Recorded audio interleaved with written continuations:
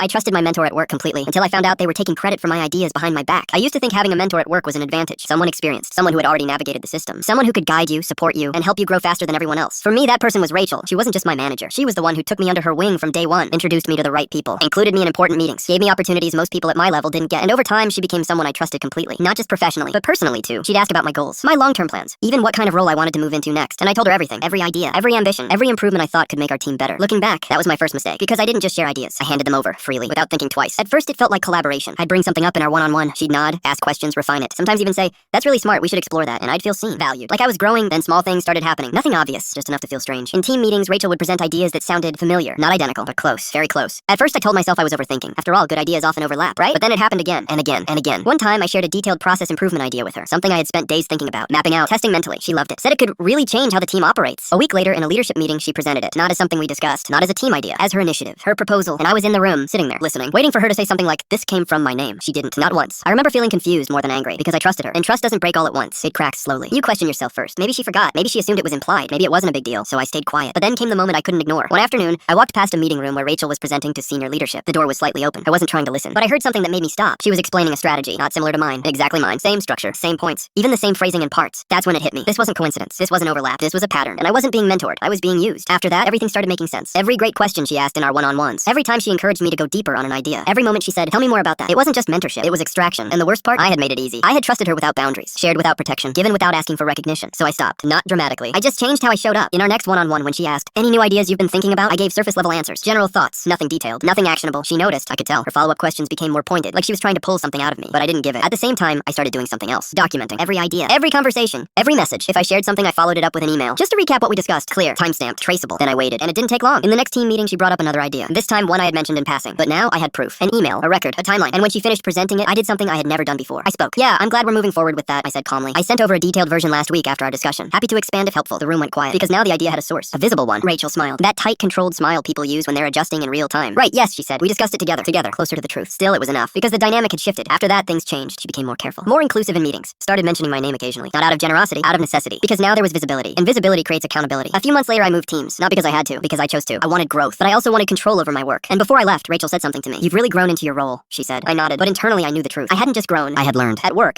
mentorship without boundaries can turn into exploitation quickly, and trust, when given too freely, becomes something others take advantage of. Now I still share ideas, I still collaborate, but I do it differently, because I understand something I didn't before. It's not enough to have good ideas. You have to make sure they stay connected to your name. Otherwise, someone else will carry them forward. Without